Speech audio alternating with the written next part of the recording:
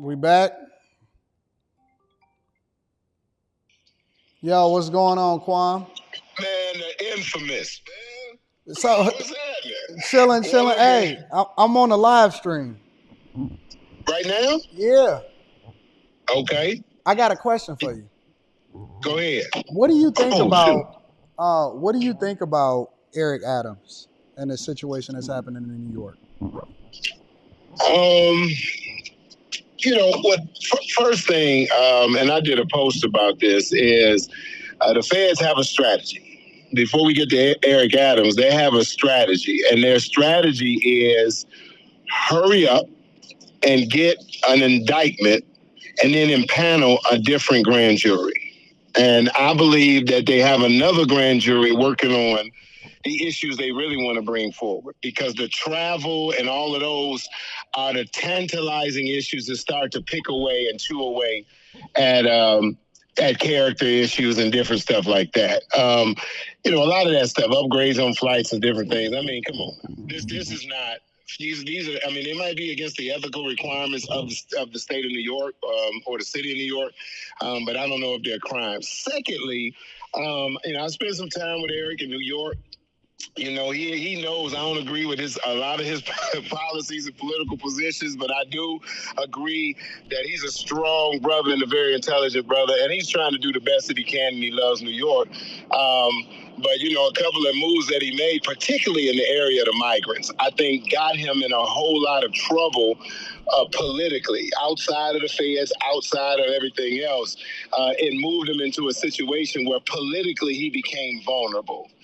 And when he became politically vulnerable, particularly with those who didn't support him the first time, which was a large part of the financial community in New York, didn't really support Eric. Eric came through. He was the kind of insurgent candidate, and he came through and won. And there have been people plotting to get him since, and I believe those people are connected with a whole lot of other entities in New York, and so they're using their disdain for him politically and in his elected position, as always, because he probably would have won re-election, but for a case coming. And I think that's a play that usually happens in these kind of pivotal, mayoral races, particularly when there's somebody who's not quite owned and operated by the powers that be, as a wild card, if you will. So what's the play? How do they squeeze him?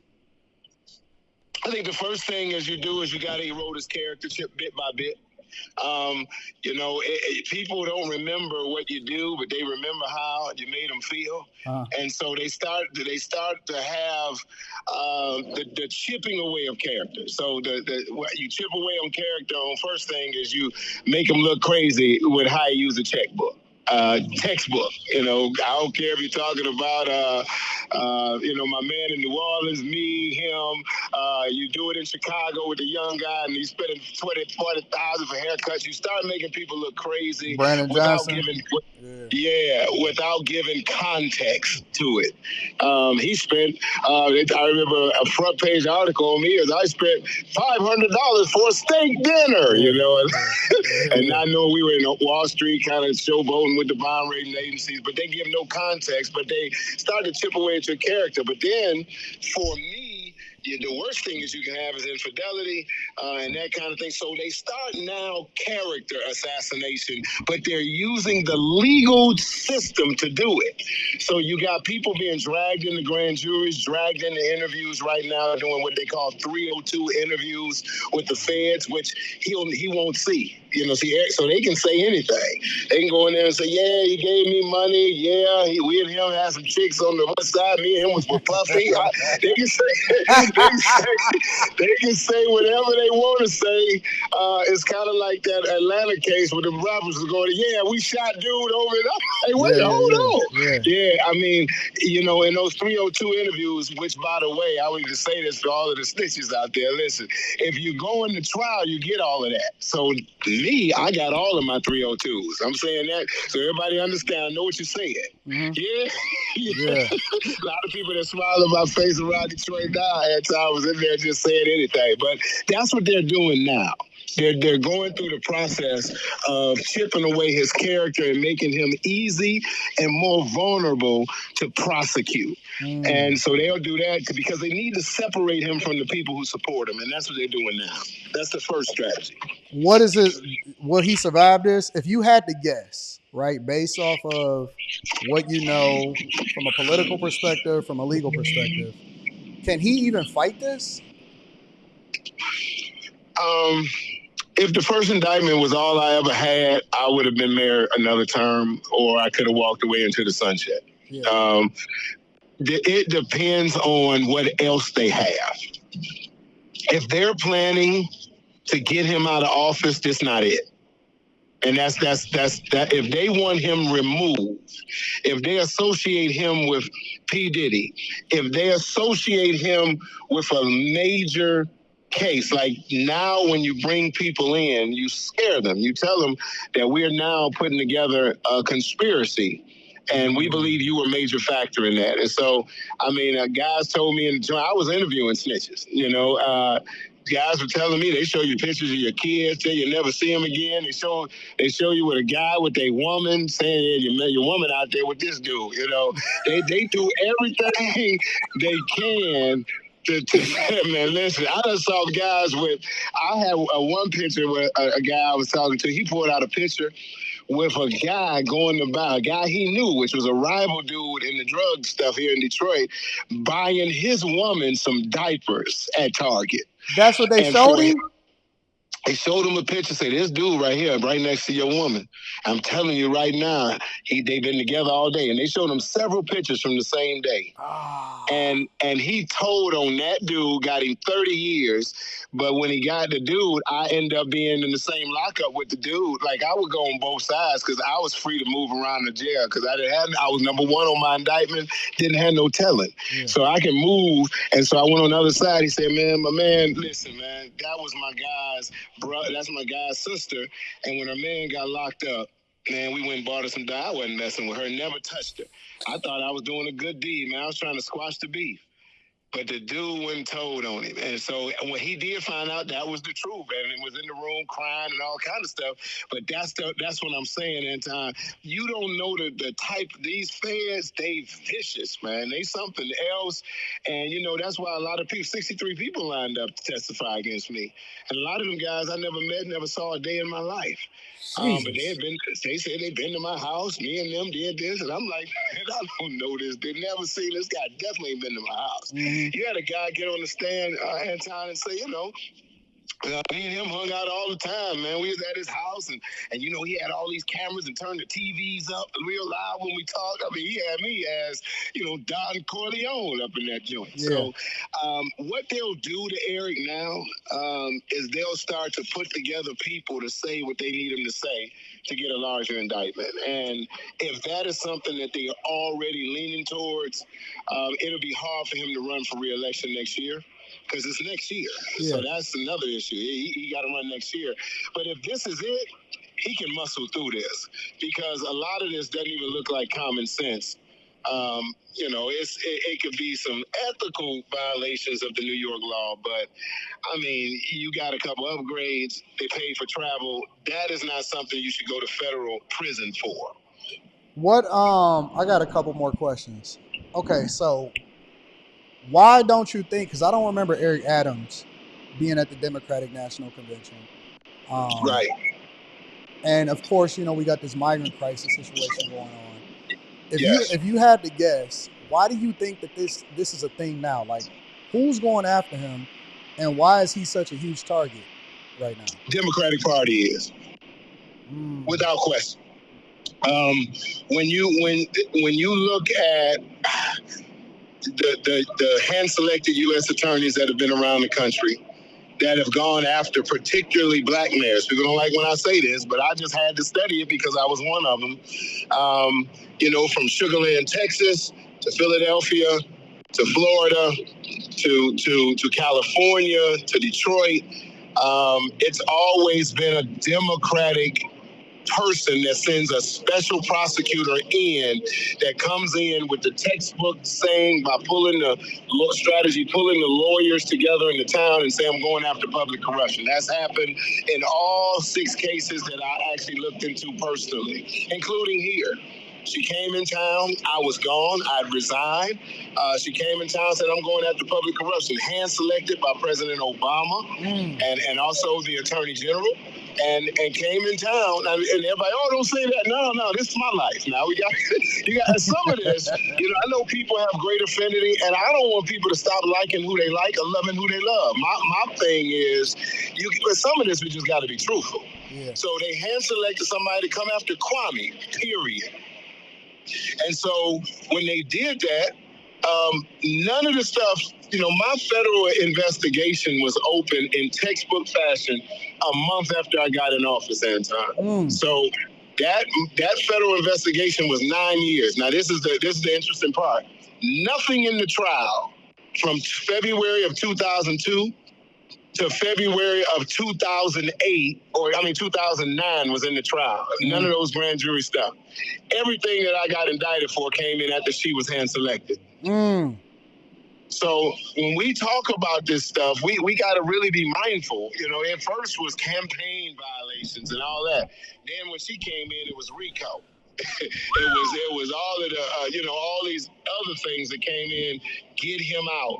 And so that's the same thing that I believe is happening to Eric Adams, because Eric Adams has been challenging the administration on the migrant issue. Yes. You left this at my doorstep. You not giving us any more money. The largest city the most important city in the world is now under a crisis, and you trying to put it on my lap. No, Mr. Biden, I put this on you, Mr. President. And so he would not come to that. They don't want him there. They don't want him there to speak, because he probably can't say what they put the white paper in front of him to say. And, a member of that administration is running for office, and she has not really been in we haven't seen them together. Yeah, they haven't. And so they've been distant from him because they knew all this was coming, because they've had the conversations with the Attorney General. And just so people know this, they cannot indict publicly a sitting elected official without it being signed off by the Attorney General. And the Attorney General of the United States cannot sign off on something that major as a Kwame Kilpatrick or Eric if the president doesn't know about it. And in this case, the vice president. When the feds needed to get my RICO, and I have all this documentation, that's why I can't wait to do the movie. Yeah. When the feds needed to sign off for my RICO indictment, they had to send it to Eric Holder. Really? I had to. I didn't know that. Yes, they couldn't just say they could recommend it. They had to send it to D.C. and say, we want to charge this man with RICO. And it was okayed by not only Eric Holder, but the President of the United States. Well, how do you know that, Kwame? Because Carolyn Cheeks Kilpatrick went to the White House. She went to the White House with her pastor from Oak Grove AME Church. She didn't feel comfortable going by herself. She brought somebody with her, and he went in there with her. And they walked up to the president. They talked to the president, and my mother asked him one question: "Do you see what's happening with my son?" He said, "Yes, I know exactly what's happening. I know exactly what's going on." And he turned and walked away. Really? So, absolutely. You gotta be kidding me, Kwame. Yes. And so when we talk about all of these people, listen, and that may have been something he had to do. Like I hear black folks say, he had to do that, man. And people make excuses for people. Hey, listen, I don't have no hate in my heart for that man at all. But I don't want people to be misguided like it was all roses and carrots, and I shouldn't be a little hesitant in showering all of this grace upon him. I mean, no, I understand that he had a job to do. That job included a whole lot of people other than him and other than Eric Holder. And other than the specific prosecutor they sent in here to do it. And what I'm saying, I was a little mayor, I mean, a big guy, but a little mayor in one little city. We talking about New York. Yeah. We talking about I mean, if I can make it there, I can make it anywhere in Right, New right, York. right. We not talking about Detroit this time. We talking about New York. The entire eyes of the world are on that city. And so when you have Eric Holder, a cop from the neighborhood, I mean, basically, who grows up in his manhood and says, I want to be mayor, and is not the favorite, and comes through the primary and becomes the mayor of the city of New York. From that moment, he raised his hand and said, yes, he's been under attack. And a lot of it now, because he tried to play with the team on this whole migrant issue, he was one of the people in Washington saying, we got to open the people down south. He was pounding on them. Yeah, They're he was. He racist. was. They're doing all this kind of stuff. The people down south in Texas said, okay, we're going to send them to you then. And all of the crisis now is at his doorstep. And the people that he thought were on his team and helping him are the very people now that are stabbing him in the back. Man, I'm going to just tell you, politics seem like the dirtiest game in the world. Listen. The dirtiest game in the world. I tell everybody that I played football my whole life, and football is a contact sport. I tore up my knee, I tore up my back, I broke a few fingers. I would do it all again because it was much, much easier than the contact sport of politics. Jeez. Okay, so let me ask you this one last question.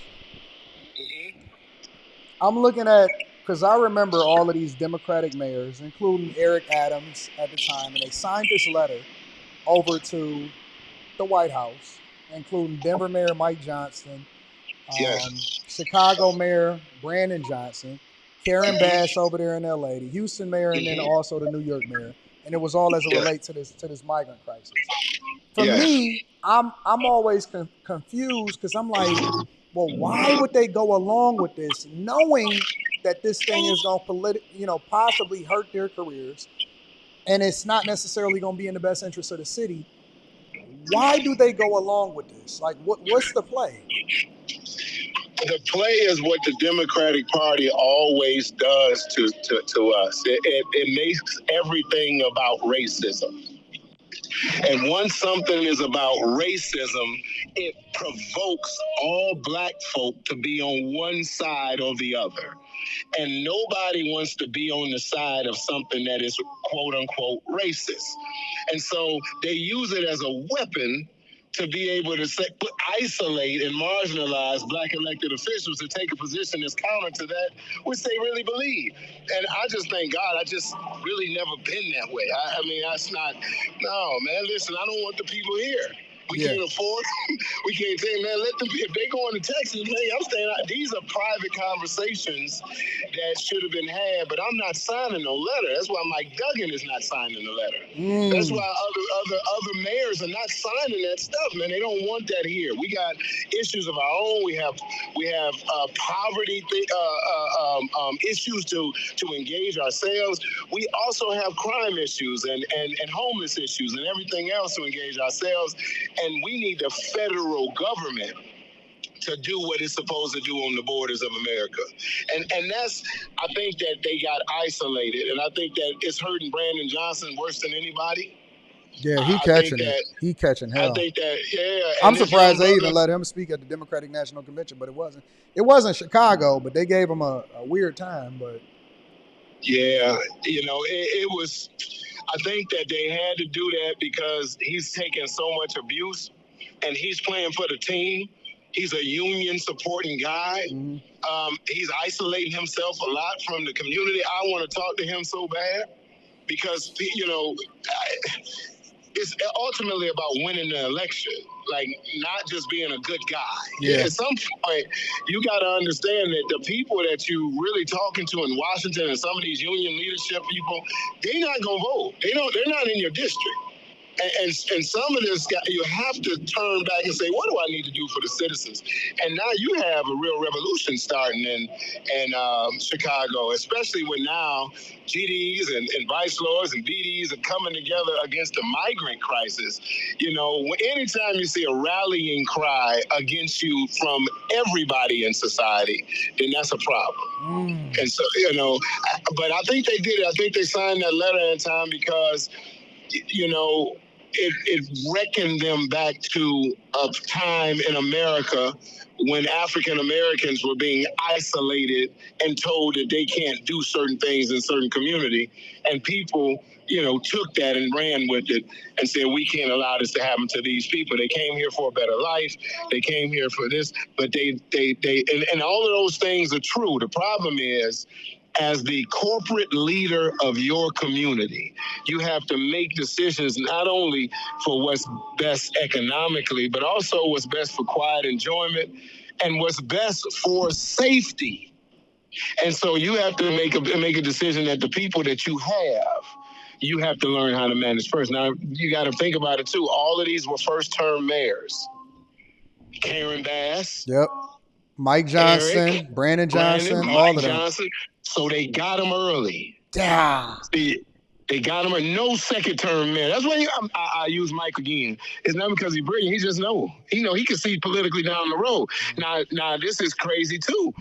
Probably the closest mayor in the entire country to Joe Biden is Mike Duggan in Detroit. Really? Without question. 1994, he ran his campaign for president. I didn't know that. Him, McNamara, and Duggan, great friends, personal friends. Listen, he had me. I met with Joe Biden when he ran for president the first time because Mike Duggan had me come down. I was in the state legislature. And so they are cool. So why didn't he sign the letter if it was so important to the president? Yeah.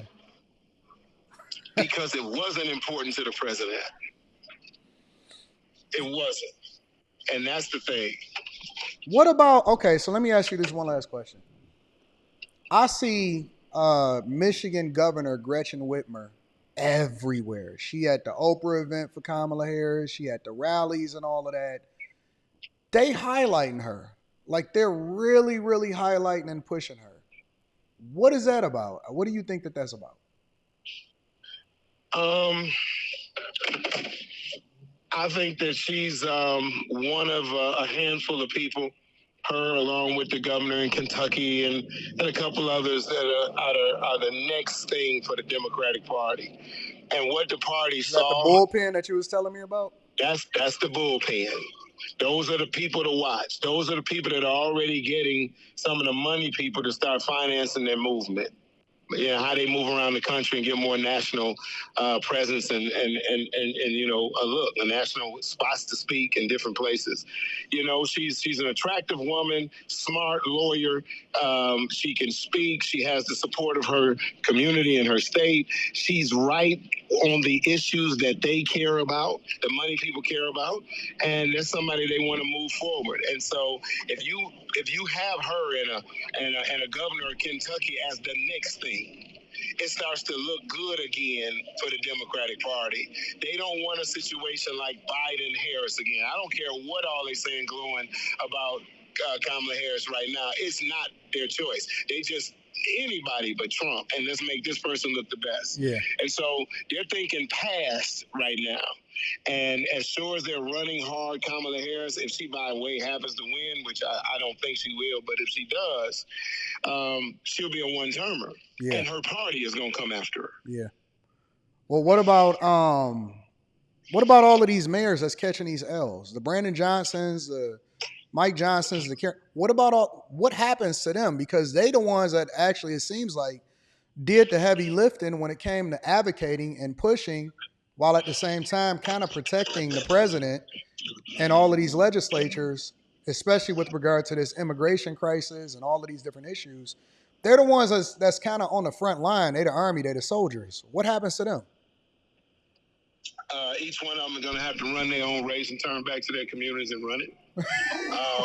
That's it. They're not going to get the help from the Democratic Party. They're not going to get the assistance. They're not going to do anything. I learned that after my first term. After my first term, I had about $10,000 in the bank, and they raised $2 million for my opponent to beat me, just because Really? I was a bit too independent. So But you at one still won time, though. yeah, I went out and raised a million and a half in 6 months just to compete on TV with a person that came out of the blue to beat me, that was supported by all of the Democratic Party folks, all of the news stations, all of the newspapers, news radio. Everybody was supporting them except the people. And I learned then that the only way to win in your community is you got to turn back to the people who actually vote. All of those folks, the Democratic Party people, the unions, they don't live in your community. Yeah. And so if you can raise the money to get your message out, which I would strongly urge Brandon Johnson to start doing right now, and then start having community events and get beat up now. Go get beat up right now. Go in those communities and have them talk about you and say, hey, listen, I apologize for that. Listen, when I got here, this is what I experienced. I did the best I could with the information I had. Yeah. I relied on some people who told me that this was the right, but all of those people are gone now. And it's just us. And I want to get back to knowing what you need from me. You got to go out there and take it. If you can't face your own people, you don't need to be mayor anyway. And so I think that this is going to be a very, very good bellwether moment next year as mayors around the country have to run again, and you got an open spot, it looks like, in Detroit. So that's a what do you mean? That's a great. I don't think Mike Duggan is running again. You don't think so? I don't think so at all. No. But why wouldn't he? Because I mean, he kind of out of the. Mike Duggan is kind of in a sweet spot because he out of the mix as far as not necessarily being as visible, but at the same time, he's benefiting greatly off of the growth of the city right now. Yes, Mike has done a good job. He took the foundational tools that he had, and he's done the work, and and then now with the growth of what they call gentrification, you have a strong voice from the media and everybody that's supporting them, because everybody feels a part of Detroit in a way that they never have, that kind of thing. Yeah. So, So who replaces him though? Like, I don't know. I heard some names that are running out of there. I'm kind of far away from it. Yeah. I've been dealing more with nationally, but whoever it is, it's probably going to be an African American person. And so that person has to continue to try to seek Mike Duggan type press. Because what happens in Detroit, whether you Coleman Young or Kwame Kilpatrick or a black person they like Dennis Archer, there's a still an air of that person's not good enough. And so it's going to be very important that the momentum continues, that the people in the press keep saying good things about Detroit. And every time it's a shooting, one of the things, every time it was a shooting, it could have been somebody shot on the west side, and they came and talked to me. Yeah. I'll never see Mike on the news. Listen, no, he don't. Always go talk. They talk to the chief of police. They talk to a sergeant. Yep. They talk to a sergeant. They talk to somebody other than him. I see Mike. He had all of the business openings though. The ribbon cuttings. He's at the ribbon cuttings. He's at the ribbon cuttings. He's kissing babies. He's doing the things. He's doing the things that old school mayors got a chance to do. Big city mayors, particularly those that are rough around the edges or they're ethnic, they don't get to just kiss babies. They got to answer all the questions and stop. I'm on the phone. Yeah, you hear this? This is my man. Yeah. So, that's what happens now in those kind of races. And I just think, whoever it is, they're going to have to set a different type of table, because I think it's going to be a turn back to the community. And I think the community, although everybody's been pretty much okay, obviously, because that's how they voted, with what's going on, there's been also a lack of connection to downtown that people desire and yearn for too. So how can you get both? How can you be connected to what's going on and also keep the momentum so you're happy about what's going on? And that's what the next mayoral candidate is going to have to show they can do. Connect the rest of the city with what's happening downtown. Absolutely. All right. Yep. All right. Well, listen, Kwame, I'm gonna hit you up after I get off of here. Yeah, I need that, man. Give me a holler. I love this. All right, bet. Okay.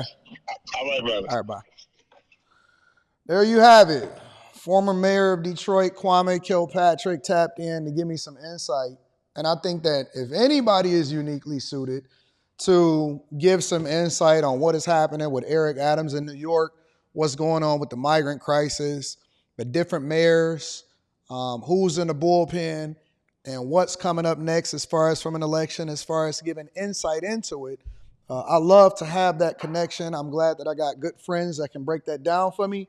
And he's incredibly intelligent. I mean, this guy knows so much from a legislative perspective, from a political perspective, from a law perspective. He knows. he absolutely knows. All right. So yeah, man, we had to pivot a little bit just so we can get some insight. But there you have it. There you have it. That's why this is the greatest morning show on earth. I had a little bit of a problem with my, let me see if my connection is right. Give me a second. I'm frozen? I'm frozen? Oh, hopefully I'm not too frozen. Anyways, I had a little bit of a problem with my connection, so we had to switch over and make some modifications and stuff like that. But anyways, hit a like for the algorithm. I missed all of my super chats, and you know how I feel about that. I'm very upset about that, so I'm not able to read the super chats. But I missed all of my super chats, so I'm not able to read them, and I'm very, very distraught about that. So I'll try to pull up all of the super chats and read them. Maybe I'll do a special live stream over the weekend, or on Monday I'll definitely read it. Make sure y'all tap into the Patreon. Link is in the description. Also, Teach Hanley, 40% off your first order, 20% off for life. I love y'all. I appreciate y'all. I'm going to make sure I get this out to y'all. I'm going to holler at y'all later. It's crazy. I don't know what's going on with the connection with everything, but I love y'all. I'm going to holler at y'all later. Peace.